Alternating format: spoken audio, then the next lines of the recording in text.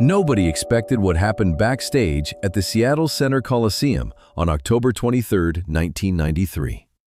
A 19-year-old college student named Sarah Mitchell had just done something that security guards, managers, and even Kurt Cobain's own bandmates had been too afraid to do.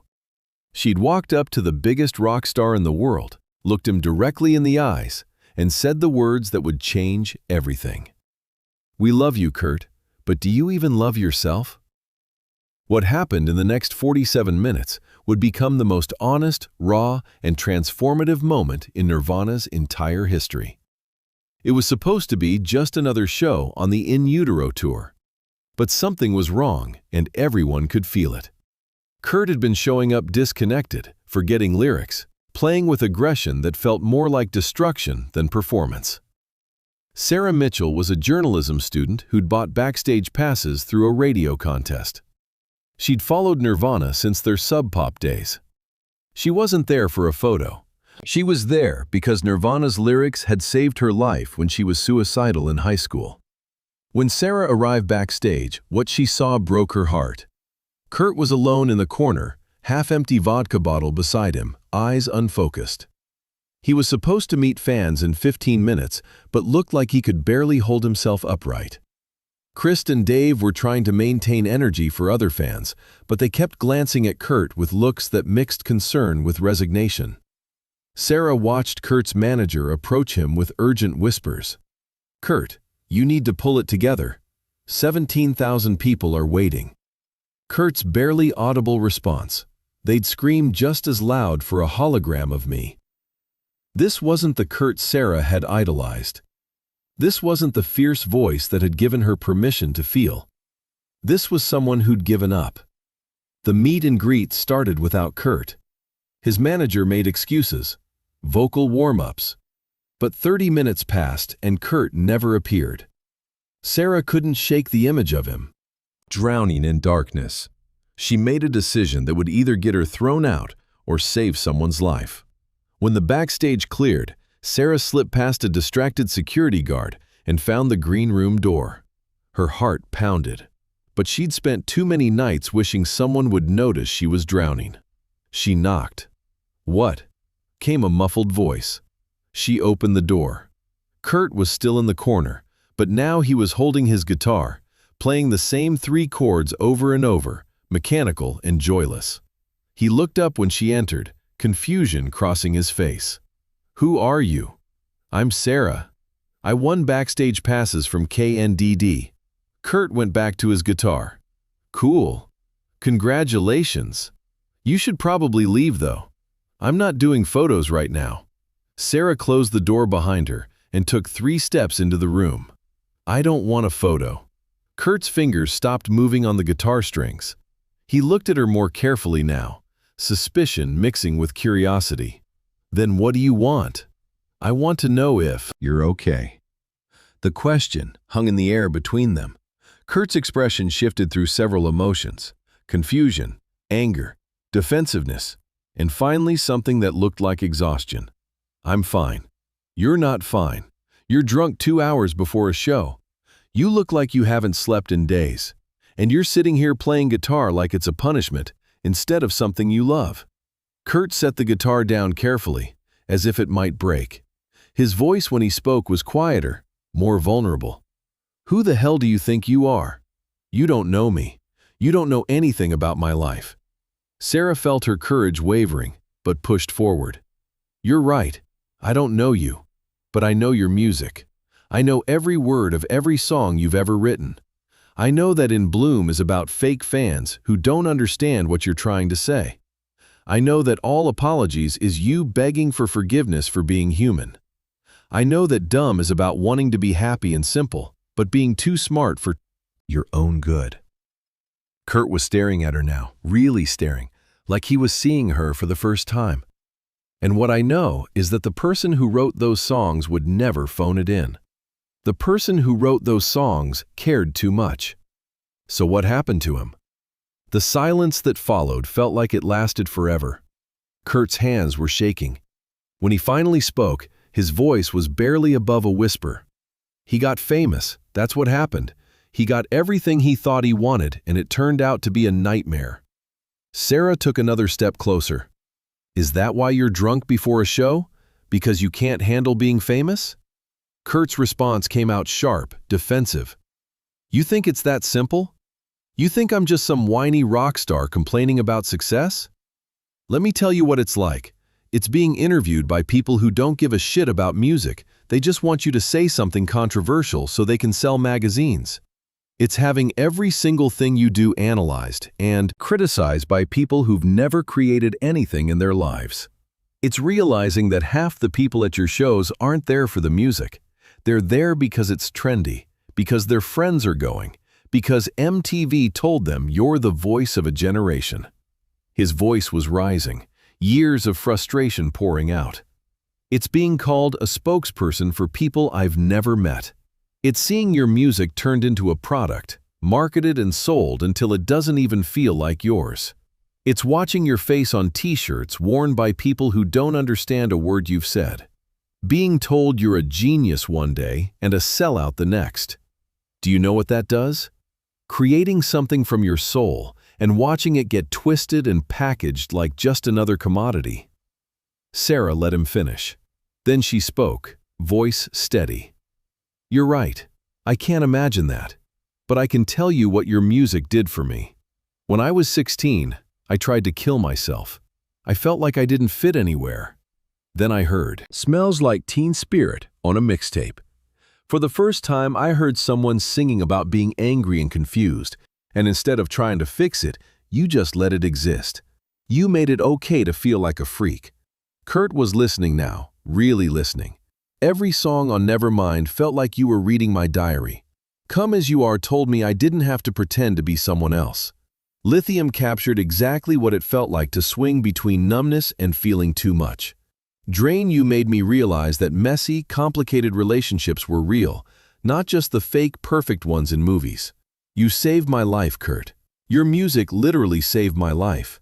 And now I'm watching you kill yourself in slow motion, and I'm supposed to just smile and take a photo and pretend everything's fine. I can't do that. Tears streamed down Kurt's face. You don't understand. I never wanted to save anyone. I just wanted to make music with my friends. But now there's this pressure that everything has to be perfect, has to mean something. I'm just a guy from Aberdeen who likes loud guitars. How did that turn into this? Sarah sat across from him. Maybe because you're real. In a world full of fake bullshit, you refuse to pretend. People needed that. I needed that. But here's what I need you to understand. We didn't fall in love with Kurt Cobain, the rock star. We fell in love with the honesty in your songs. And what you're doing right now, showing up drunk, going through the motions, that's the opposite of honest. That's giving up. That's becoming exactly the kind of fake you've always hated. Kurt wiped his eyes with the back of his hand. What am I supposed to do? I signed contracts. I have obligations. There are 17,000 people out there who paid money to see a show. I can't just walk away. Sarah shook her head. I'm not asking you to walk away. I'm asking you to show up. Really show up. Not for your label, not for your manager, not even for your fans. Show up for yourself. Show up for that kid from Aberdeen who just wanted to make music with his friends. There was a knock on the door. A voice called from outside. Kurt, we need you for sound check in 10 minutes. Kurt looked at the door, then back at Sarah. What if I can't do it? What if I go out there and I just feel nothing? Then you feel nothing, but you feel it honestly. You don't pretend. You don't phone it in. You get on that stage and you play every song like it matters, even if you're not sure it does. Because those songs matter to people like me. They matter to every kid out there who feels like a freak, who doesn't fit in, who needs permission to be angry and sad and confused. Your music gave us that permission. Don't take it away because fame is hard. Kurt stood up slowly, unsteady on his feet. Sarah stood too. You know what the fucked up thing is? He said. You're a 19-year-old kid I just met, and you understand me better than anyone in this building. Sarah smiled sadly. That's because I'm not trying to make money off you. I'm not trying to manage you or promote you or turn you into something marketable. I just care about you, as a human being. When was the last time someone cared about you like that? Kurt didn't answer. He walked over to a small refrigerator in the corner and grabbed a bottle of water. He drank the entire thing in one long gulp, then grabbed another. "We should probably get you some coffee too," Sarah said. Kurt managed a small laugh. "Yeah, probably." As they walked toward the door, Kurt stopped. "Why did you do this? Why risk getting thrown out, getting in trouble, just to confront me?" Sarah thought about it for a moment. "Because someone should have done it sooner. Because everyone around you is too scared of upsetting you or losing their jobs to tell you the truth. Because I spent too many nights wishing someone would notice I was drowning. I recognize that look, Kurt. I know what it feels like. And I couldn't walk away knowing I saw it and did nothing." Kurt nodded slowly. "Thank you. I mean it. Thank you." They walked out of the green room together. The security guard, who'd been on his phone earlier, looked up in confusion, clearly wondering how this random fan had ended up walking side by side with Kurt Cobain. Kurt's manager rushed over, relief and irritation fighting for dominance on his face. "Kurt, where have you been? We need to do sound check right now." "Give me 5 minutes," Kurt said. "I need coffee and I need to talk to the band." The manager looked like he wanted to argue, but something in Kurt's voice stopped him. 5 minutes, not a second more. Kurt turned to Sarah. "Will you stay? For the show?" Sarah felt tears building in her own eyes now. "I'm not going anywhere." Kurt walked over to where Chris and Dave were waiting. Sarah couldn't hear what he said to them, but she saw their expressions change from concern to something else. Hope, maybe. Or relief. Whatever Kurt told them, it was enough to make Dave put his hand on Kurt's shoulder and Chris pull him into a brief hug. The sound check that followed was different from the disconnected warm-up that usually preceded their shows. Kurt was present, engaged, actually listening to how the guitars were mixing with the drums, making adjustments, caring about the details. When the doors opened and fans began filing into the arena, Sarah made her way to the general admission floor. She was near the back, but she had a clear view of the stage. The lights went down at 9:03 p.m. The crowd erupted into screams. Nirvana walked on stage, and for the first time that night, Kurt looked alive. They opened with Breed, aggressive and raw, and full of the energy that had made them famous. But it was the third song that made Sarah's breath catch in her throat. Kurt walked up to the microphone during a brief pause and spoke to the crowd. "I want to talk about something for a minute.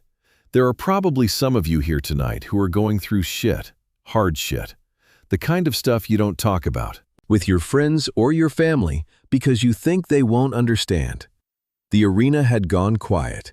"I've been going through shit too.